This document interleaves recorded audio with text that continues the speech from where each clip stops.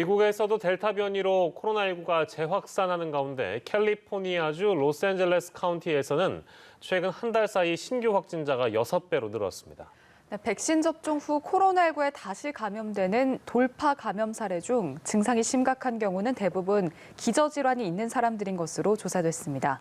밤사이 들어온 글로벌 뉴스 김지수 기자와 살펴보겠습니다. 어서 오십시오. 안녕하세요. 네. 한동안 코로나19 안정세를 보여왔던 미국에서도 다시 환자들이 급증하고 있습니다. 미국 상황 자세히 만나볼까요? 네, 미국 50개 주 가운데 46개 주에서 최근 일주일간 신규 확진자가 전주보다 10% 이상 증가했습니다. CNN은 존스홉킨스 대학교 자료를 분석해 보도했습니다.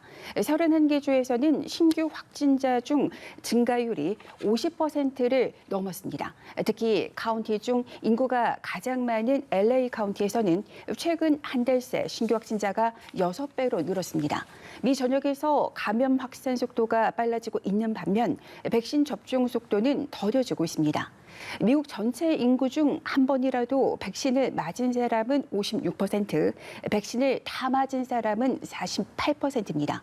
여전히 전체 인구의 절반 이상이 코로나19 면역력을 충분히 확보하지 못한 상태입니다. 게다가 전파력이 강한 델타 변이가 급속히 퍼지는 가운데 백신 접종이 속도를 내지 못하면 아직 접종 대상이 아닌 12세 미만에게서 확산이 거세질 것이라는 경고도 나왔습니다. 확산을 늦추거나 멈추는 일은 성인과 청소년이 백신을 맞느냐에 달려 있다는 얘기입니다. LA처럼 집중 발병 지역으로 떠오른 곳에서는 병원들이 다시 코로나19 환자들로 넘쳐나기 시작했습니다. 전문가들은 코로나19로 입원하는 사람들 대다수가 백신을 맞지 않은 사람들이고 이 중 대부분은 20, 30대 젊은 층이며 극도의 고통을 받는 데 주목하고 있습니다. 이들 중 일부는 사망하기도 합니다. 전문가들은 과거 확산 때 비교하면 당시에는 환자들이 더 나이가 있고 기저질환이 있었는데 지금 환자들은 더 젊고 건강한데도 증상이 더 심한 채 병원에 오고 금세 악화한다는 진단을 내놨습니다. 최근에 젊은 환자들은 인공호흡기를 부착한 뒤에도 상태가 급격히 악화해 과거 환자들보다 더 빨리 사망한다고도 설명했습니다. 최근 코로나19가 더 빨리 퍼지고 더 중증으로 진행되는 건 델타 변이와 관련됐다고 의료계는 보고 있습니다. 네, 유럽도 델타 변이로 코로나19 확진자가 빨리 많이 나오고 있는데 스페인에서는 델타 변이 확산이 가장 심한 영국보다 하루 신규 확진자가 더 많이 나오고 있다면서요? 네, 스페인에서 신규 확진자가 갑자기 급증했습니다. 스페인의 하루 신규 확진자는 지난 5일 이후 줄곧 10,000명대를 기록해 왔다가 9일 2만 명대로 증가하더니 급기야 4만 명대로 늘었습니다. 13일 하루 4만 3천여 명의 신규 확진자가 나왔습니다. 20대가 감염 확산을 이끌고 있습니다.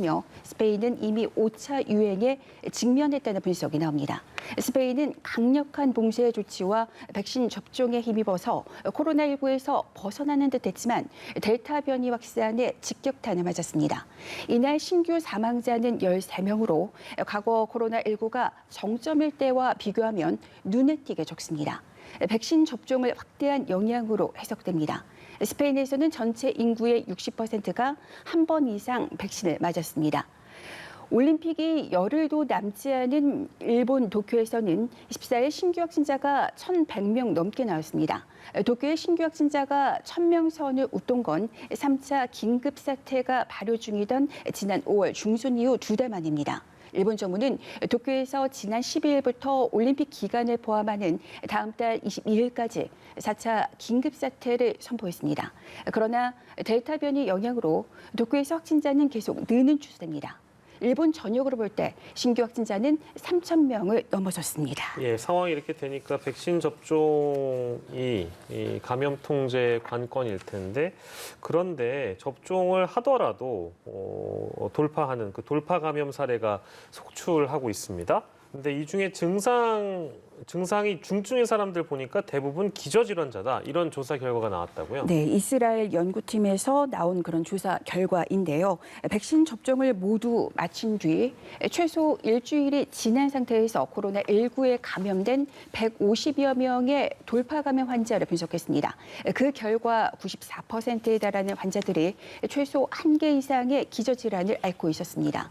고혈압이 78%로 가장 많았고 당뇨병, 신부전, 만성 신장병 등이 뒤를 이었습니다.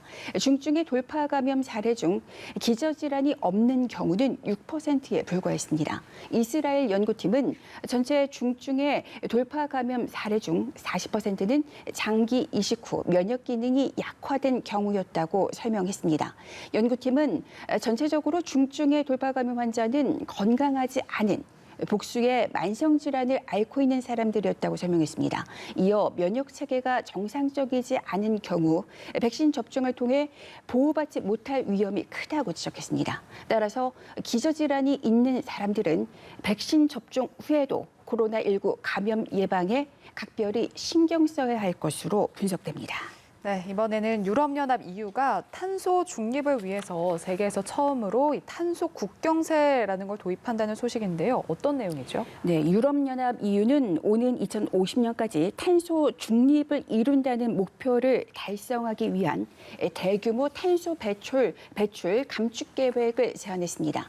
여기서 탄소 중립이란 온난화를 유발하는 탄소 배출량을 신재생 에너지 발전 등 탄소 감축을 통해 상쇄해서 실질적인 순 배출량 총량을 0으로 만든다는 겁니다. EU가 제시한 탄소 배출 감축 계획을 보면 세계 처음으로 탄소 국경세 도입 계획이 눈에 띕니다. 탄소 국경 조정 제도는 EU 영내로 수입되는 제품 중 영내 제품보다 탄소 배출이 많은 제품에 비용을 부과하는 조치입니다. 철강과 시멘트, 알루미늄 등을 대상으로 2026년부터 단계적으로 적용할 계획입니다. 이 제도가 본격 시행되면 제조업 집약적인 산업 구조상 이산화탄소 배출량이 많은 한국의 수출 기업에 악재로 작용할 것이라는 우려가 나오고 있습니다. EU의 계획에는 또 차량의 이산화탄소 배출 기준을 강화하는 방안도 포함됐습니다. 특히 2035년부터는 차량의 이산화탄소 배출을 100% 줄인다는 계획인데 이 같은 방안은 EU 27개 회원국에서 휘발유, 디젤 신차의 판매가 사실상 금지되는 걸 의미합니다.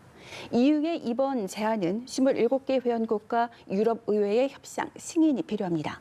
그러나 이 절차가 힘든 과정이 될 것이며 2년 정도 걸릴 것이라는 전망이 나오고 있습니다. 네, 마지막 소식은 기름값과 관련된 내용이 될 수 있겠네요.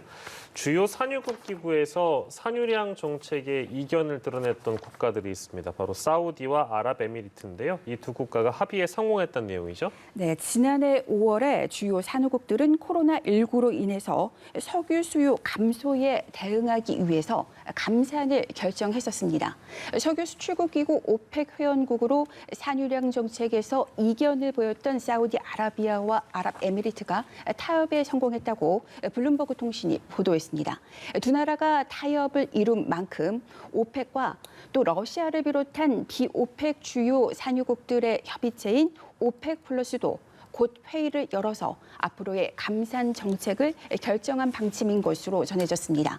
하지만 아랍에미리트는 아직 최종적인 합의가 이뤄진 건 아니라며 조심스러운 입장을 보였습니다. 블룸버그 통신은 아랍에미리트가 자국의 원유 생산 기준을 상향하는 대신 사우디가 제안한 감산 완화 합의 기한 연장에 동의할 것으로 보인다고 전했습니다. 로이터 통신도 아랍에미리트의 생산 기준을 상향하는 방향으로 절충안이 마련됐다고 보도했습니다. 지난 2일 열렸던 오펙 플러스 회의는 최대 산유국인 사우디의 감산 완화 방안에 아랍에미리트가 반대 입장을 보이면서 중단됐습니다. 네, 오늘도 다양한 국제 소식 살펴봤습니다. 글로벌 브리핑 김지수 기자와 함께했습니다. 고맙습니다.